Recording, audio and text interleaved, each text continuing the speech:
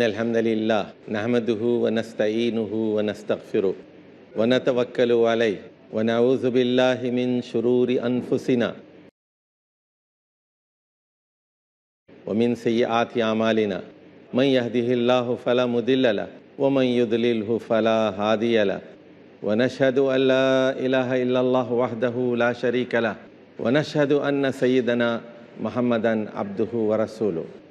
انسان جب بڑا ہوتا ہے اور سوچنے اور سمجھنے کی اپنے اندر صلاحیت پیدا کرتا ہے تو وہ یہ سوچتا ہے کہ وہ کون ہے، اس دنیا میں کیوں آیا ہے، اسے کہاں جانا ہے۔ کیا وہ جانوروں کی طرح ہے؟ کیا وہ پرندوں کی طرح ہے؟ کیا وہ درختوں کی طرح ہے؟ کیا وہ مچھلیوں کی طرح ہے؟ میں کون ہوں اور میں کہاں سے آیا ہوں، مجھے کہاں جانا ہے؟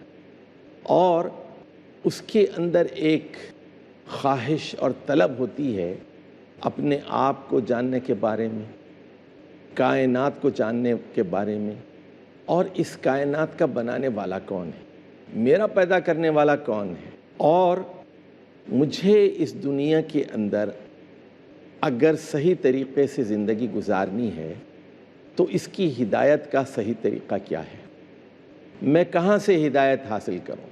اسلام نے اس سلسلے میں یہ تعلیمات دی ہیں کہ اللہ تعالیٰ انسانوں ہی میں سے کچھ لوگوں کو منتخب کرتا ہے اور ان پر وحی کرتا ہے اور ان کے ذریعے سے بقیہ دنیا کو ہدایت کے مواقع فراہم کرتا ہے۔ اس عقیدے کو نبوت کہتے ہیں، رسالت کہتے ہیں، یعنی انسانوں ہی میں سے کچھ لوگوں کو نبی بنایا جاتا ہے، انسانوں ہی میں سے کچھ لوگوں کو رسول بنایا جاتا ہے۔ یہ ہماری سیریز کا موضوع ہے، نبوت اور رسالت۔ نبی سے مراد پروفٹ ہے، پروفیسیز جو دیتا ہے، خوشخبریاں دیتا ہے، جو مستقبل کی خبریں بتاتا ہے، اور رسول سے مراد پیغامبر ہے، میسنجر ہے، جو اللہ کا پیغام دوسرے انسانوں تک پہنچاتا ہے۔ تو یہ سیریز ہے، اس کے کوئی 15-20 ایپیسوڈز ہوں گے اور مختلف اقساط میں اسی موضوع کے مختلف پہلوؤں پر ہم گفتگو کریں گے۔ اس سلسلے میں یہ بات یاد رکھنی چاہیے کہ اللہ تعالیٰ نے جب یہ کائنات پیدا کی اور اس میں حضرت انسان کو خلیفہ بنانے کا فیصلہ کیا تو اس نے یہ بات بھی طے کر دی کہ میں انسانوں کی ہدایت کے لیے ایک خاص طریقہ کار، ایک خاص میتھڈالوجی استعمال کروں گا۔ ایسا نہیں ہوگا کہ دنیا میں جتنے انسان پیدا ہوں گے ہر آدمی کے پاس میں ایک کتاب بھیجوں گا۔ ایسا بھی نہیں ہوگا کہ ہر آدمی کے پاس میں ایک رسول بھیجوں گا۔ ایسا بھی نہیں ہوگا کہ میں ہر آدمی کے پاس ایک فرشتہ بھیجوں۔ ایسا بھی نہیں ہوگا کہ ہر آدمی سے بذات خود میں گفتگو کروں گا، بلکہ اللہ تعالیٰ نے جو اس کائنات کا بنانے والا ہے، خالق ہے، اس نے ایک طریقہ کار اختیار کی اور اس نے یہ کہا کہ انسانوں ہی میں سے میں کچھ لوگوں کو منتخب کروں گا، ان کے پاس فرشتے بھیجوں گا، ان پر میں اپنی کتابیں نازل کروں گا اور ان کے ذریعے سے پھر دوسرے لوگوں کی ہدایت کا سامان کروں گا۔ تو یہ اللہ تعالیٰ کی ذمہ داری ہے کہ انسان کو کامیابی حاصل کرنے کے لیے ہدایت کا انتظام کرے۔ چنانچہ اس سلسلے کی جو اگلی بات ہمیں معلوم ہوتی ہے وہ یہ کہ اللہ تعالیٰ نے پہلے انسان ہی کو پہلا نبی بنایا، یعنی حضرت آدم علیہ السلام ہی کو پہلا نبی بنایا تاکہ پہلے دن ہی سے ہدایت کا سلسلہ شروع ہو جائے۔ اور اللہ نے خود یہ بات قرآن مجید میں ارشاد فرمائی، ان علینا للہدیٰ، یہ ہماری ذمہ داری ہے کہ ہم ہدایت کا انتظام کریں، یہ ہماری ذمہ داری ہے کہ ہم فرشتوں کو بھیجیں، رسولوں کو بھیجیں، کتابوں کو بھیجیں، تاکہ قیامت کے دن کوئی انسان یہ نہ کہہ سکے کہ اے اللہ، اے میرے مالک، اے میرے پیدا کرنے والے، تو نے ہماری ہدایت کا انتظام نہیں کیا۔ تو میں نے یہ بات آپ کی خدمت میں رکھی کہ پہلے انسان ہی کو پہلا نبی بنایا گیا۔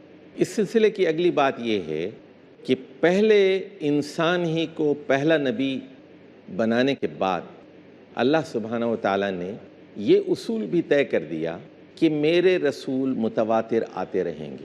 ایک سلسلہ ہے، مختلف زمانوں میں مختلف عہد میں میرے پیغمبر، میرے رسول، میرے انبیاء آتے رہیں گے، اور یہ انسانوں کے سامنے میرا مطمع نظر، میرے تقاضے، میرے ڈیمانڈز، میرے مطالبات لوگوں کے سامنے رکھتے رہیں گے کہ میں خالق ہوں، میں اللہ ہوں، میں اس دنیا کا بنانے والا ہوں، انسانوں کا پیدا کرنے والا ہوں، میں انسان سے کیا چاہتا ہوں، اور انسان کی کامیابی کیسے ہو سکتی ہے، اور انسان نقصان سے کیسے بچ سکتا ہے۔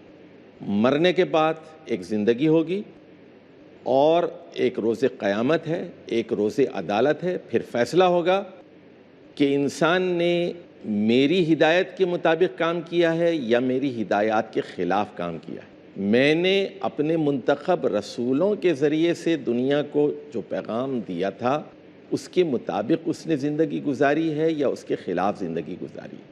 اس کے مطابق اگر اس نے زندگی گزاری ہے تو وہ ابدی فلاح اور ابدی کامیابی کا مستحق ٹھہرے گا، اور ایسے باغات اور ایسی جنتوں میں داخل ہوگا جو ابدی باغات اور ابدی جنتیں ہوں گی۔ اور اگر میرے پیغام کو اور میرے رسولوں کی تعلیمات کو ٹھکرائے گا، مسترد کرے گا، تو پھر وہ ابدی عذاب کا مستحق ٹھہرے گا اور وہ داخل جہنم کیا جائے گا۔ تو یہی وہ بات ہے جو سورۃ البقرہ کے ابتدائی حصے ہی میں خلافت کی ذمہ داریوں کے تذکرے کے بعد بتائی گئی ہے۔ فَإِمَّا يَأْتِيَنَّكُم مِّنِّي هُدًى فَمَن تَبِعَ هُدَايَ فَلَا خَوْفٌ عَلَيْهِمْ وَلَا هُمْ يَحْزَنُونَ۔ سورۃ البقرہ کی آیت نمبر 38 اور آیت نمبر 39 میں یہ بات صراحت کے ساتھ ابتدائیے ہی میں بتا دی گئی کہ میری ہدایت مسلسل آتی رہے گی، تو جو شخص بھی اس ہدایت کی پیروی کرے گا اس کے لیے کسی خوف اور حزن اور ملال کا موقع نہیں، لیکن جو لوگ میری آیات کا اور میرے پیغمبروں کی تعلیمات کا انکار کریں گے اور ان کی تعلیمات کو جھٹلائیں گے، اس کی تکذیب کریں گے، یہ دوزخ والے لوگ ہوں گے، اور یہ دوزخ کے اندر، دوزخ کی آگ میں ہمیشہ ہمیشہ کے لیے رہیں گے۔ اسلام یہ بات وضاحت کے ساتھ کہتا ہے کہ جس شخص نے اللہ کی صحیح معرفت حاصل نہیں کی، اس نے پیغمبروں کی صحیح معرفت حاصل نہیں کی، اور جس نے پیغمبروں کو نہیں پہچانا، پیغمبروں کی دعوت کو نہیں پہچانا، اس نے اللہ کی معرفت حاصل نہیں کی۔ یعنی اپنے آپ کو سمجھنے کے لیے، کائنات کو سمجھنے کے لیے، اور اس کائنات کے بنانے والے کو سمجھنے کے لیے یہ ضروری ہے کہ انسان پیغمبروں کی تعلیمات پر غور کرے۔ اب اس سلسلے کی ایک بات ہم اور یہاں آپ کی خدمت میں رکھنا چاہتے ہیں۔ انسان ہدایت کیسے حاصل کرے؟ کیا غور و فکر سے حاصل کرے، مشاہدات سے حاصل کرے، حواس خمسہ سے حاصل کرے؟ خدا کو کیسے پہچانے؟ کیا وہ خدا کو دیکھ سکتا ہے؟ کیا وہ موسیٰ علیہ السلام کی طرح اللہ سے گفتگو کر سکتا ہے؟ تو یہ میں کون ہوں، دنیا کیا ہے، اللہ کون ہے، میرا بنانے والا کون ہے، میرا اگلا مرحلہ کیا ہے، موت کے بعد کیا ہوگا، میری زندگی کا مقصد کیا ہے، ان تمام سوالات کا جواب اگر وہ صرف اور صرف اپنے مشاہدے، اپنے تجربے اور حواس خمسہ کی مدد سے حاصل کرنے کی کوشش کرے گا اور اپنی عقل سے جواب حاصل کرنے کی کوشش کرے گا تو وہ بھٹکے گا۔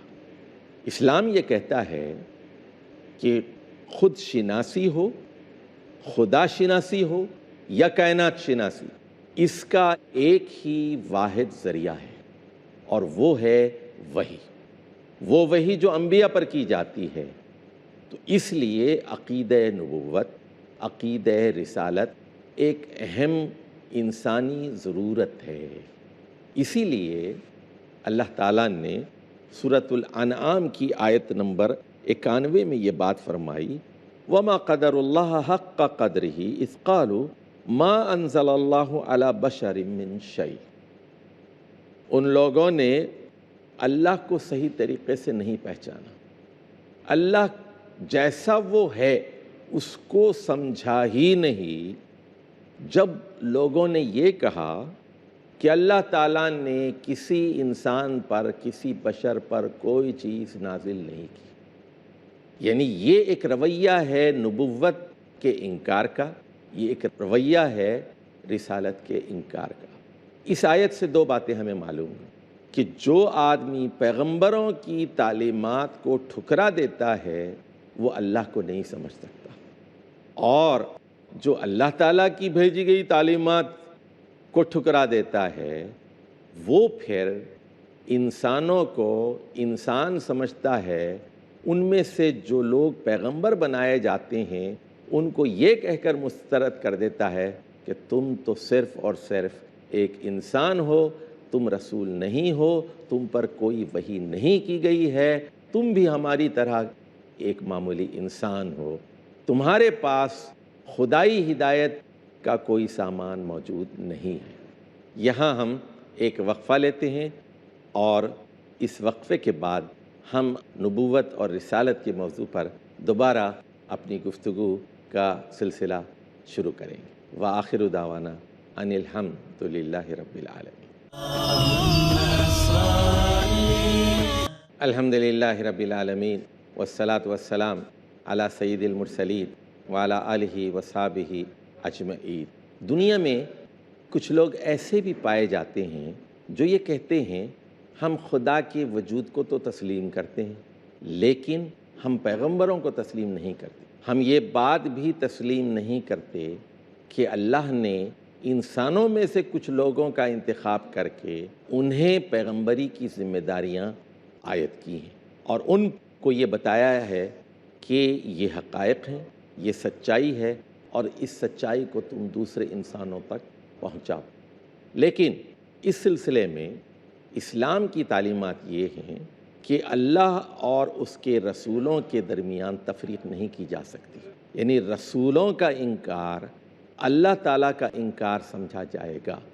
چنانچہ ہم دیکھتے ہیں سورۃ النساء کی آیت نمبر 150 اور 151 میں یہ بات بڑی وضاحت اور بڑی صراحت کے ساتھ بیان کی گئی کہ جو لوگ ان الذین یکفرون باللہ ورسولہ، جو لوگ اللہ کا انکار کرتے ہیں اور اس کے رسول صلی اللہ علیہ وسلم کا انکار کرتے ہیں، وَيُرِيدُونَ أَن يُفَرِّقُوا بَيْنَ اللَّهِ وَرَسُولِهِ، اور جو لوگ چاہتے ہیں کہ اللہ اور رسول کے درمیان امتیاز قائم کیا جائے، تفریق قائم کی جائے، وَيَقُولُونَ نُؤْمِنُ بِبَعْضٍ وَنَكْفُرُ بِبَعْضٍ، اور جو یہ کہتے ہیں کہ ہم بعض پر ایمان لائیں گے اور بعض کا انکار کریں گے، ان کے بارے میں واضح طور پر قرآن مجید کہتا ہے اولئک ھم الکافرون حقا، یہ وہ لوگ ہیں جو صحیح معنی میں کافر ہیں، انکار کرنے والے ہیں۔ اسی لیے اس آیت کی تفسیر میں امام قرطبی رحمہ اللہ نے یہ بات بتائی ہے کہ رسول اللہ صلی اللہ علیہ وسلم کا انکار دراصل اللہ کا انکار ہے، کیونکہ رسول اللہ صلی اللہ علیہ وسلم اور آپ سے پہلے جو رسول گزرے ہیں اور آپ سے پہلے جو نبی گزرے ہیں وہ اللہ کے سرکاری ترجمان ہیں۔ یعنی یہاں اب ہم ایک نئی بات آپ کو بتا رہے ہیں اس موضوع پر کہ اے پروفٹ اور a messenger is an official spokesman of God، نبی ہو یا رسول ہو وہ خالق کائنات، اس کائنات کے بنانے والے کا سرکاری ترجمان ہوتا ہے۔ یعنی خدا خود آ کر دنیا کو نہیں بتاتا کہ میں کون ہوں اور دنیا کیا ہے اور تمہاری زندگی کا کیا مقصد ہے، بلکہ اللہ تعالیٰ نبیوں پر وحی کرتا ہے اور نبی آ کر دنیا کو بتاتے ہیں کہ اللہ کون ہے اور اس کائنات میں انسان کا کیا کردار ہونا چاہیے، اس کا کیا رویہ ہونا چاہیے۔ تو یہ رسولوں کی پھر ذمہ داری ہو گئی، اور اس سلسلے میں واضح طور پر مزید وضاحت کرتے ہوئے قرآن مجید یہ کہتا ہے وَمَن يَكْفُرْ بِاللَّهِ وَمَلَائِكَتِهِ وَكُتُبِهِ وَرُسُلِهِ وَالْيَوْمِ الْآخِرِ فَقَدْ ضَلَّ ضَلَالًا بَعِيدًا۔ سورۃ النساء کی آیت نمبر 136 میں یہی بات ایک نئے پہلو سے دہرائی گئی۔ فرمایا گیا کہ جو لوگ اللہ کا انکار کرتے ہیں، اس کے فرشتوں کا انکار کرتے ہیں، اس کی کتابوں کا انکار کرتے ہیں اور اس کے رسولوں کا انکار کرتے ہیں اور قیامت کے دن کا انکار کرتے ہیں، یہ وہ لوگ ہیں جو گمراہی میں بہت دور آگے نکل گئے ہیں۔ دیکھیے یہاں اللہ کا انکار، رسولوں کا انکار، فرشتوں کا انکار، کتابوں کا انکار اور یوم آخرت کا انکار، 5 چیزوں کا ذکر ہوا ہے۔ لیکن ذرا ان کے باہمی ربط و تعلق پر ہم غور کرتے ہیں۔ فرشتوں کے ذمے بہت سارے کام ہیں، لیکن حضرت جبریل وہ فرشتے ہیں اور اس کے علاوہ کچھ اور جن کے ذمے رسالت کی ذمہ داری ہے کہ انسانوں تک پیغام پہنچانے کے لیے اور کتابوں کے نزول کے لیے وہ فرشتے رسولوں کے پاس آتے ہیں، کتاب لے کر آتے ہیں، شریعت لے کر آتے ہیں، قانون لے کر آتے ہیں، ہدایت لے کر آتے ہیں۔ تو فرشتے، اللہ کی کتابیں اور اللہ کے انبیاء اور رسول، ان کا ایک باہمی ربط، یعنی رسالت اور پیغام رسانی کی ذمہ داری اللہ سے لے کر انسانوں تک، اس کے درمیان یہ کڑیاں ہیں فرشتوں کی، کتابوں کی اور رسولوں کی، یہ درمیانی ایک واسطہ اور وسیلہ ہے۔ اس طریقہ کار کا انتخاب خود اللہ تعالیٰ نے، اور ہماری اگلی منزل آخرت، موت کے بعد کی زندگی ہے، قیامت کے بعد کی زندگی ہے۔ تو جو شخص ان 5 چیزوں کا انکار کرتا ہے یا ان 5 میں سے کسی ایک چیز کا انکار کرتا ہے تو وہ پرلے درجے کی دور کی گمراہی میں مبتلا ہو جاتا ہے۔ اللہ کا انکار، فرشتوں کا انکار، رسولوں کا انکار، کتابوں کا انکار اور قیامت کے دن کا انکار۔ اب آ جائیے، یہ جو اللہ کے رسول ہوتے ہیں یا اللہ کے نبی ہوتے ہیں کہ ان پر اللہ تعالیٰ کا ایک خاص انعام ہوتا ہے، یعنی نبوت اور رسالت۔ یہ جو پروفیٹہڈ کی ہم بات کر رہے ہیں، یہ دراصل اللہ کا ایک خاص انعام ہے۔ انسانوں ہی میں سے اللہ تعالیٰ کچھ نیک لوگوں کو اس کام کے لیے منتخب کرتا ہے۔ It is Allah's choice۔ اب یہاں یہ بات بھی سمجھ لیجئے کہ کوئی آدمی محنت کر کے نبی یا رسول نہیں بن سکتا۔ نبوت اور رسالت وہبی ہوتی ہے۔ Prophethood is a gift of Allah subhanahu wa ta'ala. It is not acquired۔ یہ کسبی علم نہیں ہے، یہ وہبی علم ہے۔ آپ محنت کر کے ڈاکٹر بن سکتے ہیں، آپ محنت کر کے سائنسدان بن سکتے ہیں، انجینئر بن سکتے ہیں، آپ کسی فن میں، کسی ہنر میں مہارت حاصل کر سکتے ہیں، لیکن آپ نبی نہیں بن سکتے، آپ رسول نہیں بن سکتے۔ یہ اللہ کا انتخاب ہے۔ اللہ جانتا ہے کہ کس آدمی کو نبی اور رسول بنانا چاہیے، کون اس کا اہل ہے، کون اس ذمہ داری کو صحیح طور پر ادا کر سکتا ہے۔ تو چنانچہ قرآن مجید میں حضرت یوسف علیہ السلام کے بارے میں کہا گیا، سورہ یوسف کی آیت نمبر 6 ہے، وَكَذَلِكَ يَجْتَبِيكَ رَبُّكَ۔ اس طرح اللہ تعالیٰ آپ کو، آپ کا پروردگار منتخب کرتا ہے، سلیکٹ کرتا ہے۔ اسی طرح حضرت موسیٰ علیہ السلام کے بارے میں سورۃ الاعراف کی آیت نمبر 144 میں یہ بات بتائی گئی، انی اصطفیتک علی الناس برسالاتی و بکلامی۔ اے موسیٰ، میں نے تمہیں منتخب کر لیا لوگوں کی ہدایت کے لیے، اپنے رسالات کے ذریعے اور اپنے کلام کے ذریعے، یعنی پیغام رسانی کے لیے، پیغمبری کے لیے، تاکہ میرا پیغام، میرے رسالات اور میرا کلام، کلامی، یہ دوسرے انسانوں کو پہنچانے کے لیے اے موسیٰ میں نے آپ کا انتخاب کر لیا ہے۔ اور سورۃ الانعام کی آیت نمبر 124 میں یہ بات بتائی گئی، اللہ اعلم حیث یجعل رسالت۔ اللہ تعالیٰ یہ بہت اچھی طرح جانتا ہے اور سب سے زیادہ جانتا ہے کہ کس شخص پر یہ ذمہ داری عائد کی جانی چاہیے، کون اس ذمہ داری کا اہل ہے، کس کو رسول بنایا جانا چاہیے، کس کے پاس فرشتے کو بھیجا جانا چاہیے، کس پر وحی نازل کرنی چاہیے اور کس پر کتاب نازل کی جانی چاہیے، کس کے پاس فرشتے بھجوائے جا سکتے ہیں۔ تو ہر آدمی کو یہ ذمہ داری سونپی نہیں جا سکتی، یہ اللہ کا انتخاب ہے، یہ کائنات کے بنانے والے کا انتخاب ہے۔ کوئی انسان اپنی مرضی سے نبی یا رسول نہیں بن سکتا۔ رسول اللہ صلی اللہ علیہ وسلم سے پہلے ایک مشہور شاعر گزرا ہے، امیہ بن ابی الصلت۔ یہ بڑا نیک آدمی تھا اور اس کی شاعری بڑی اچھی تھی۔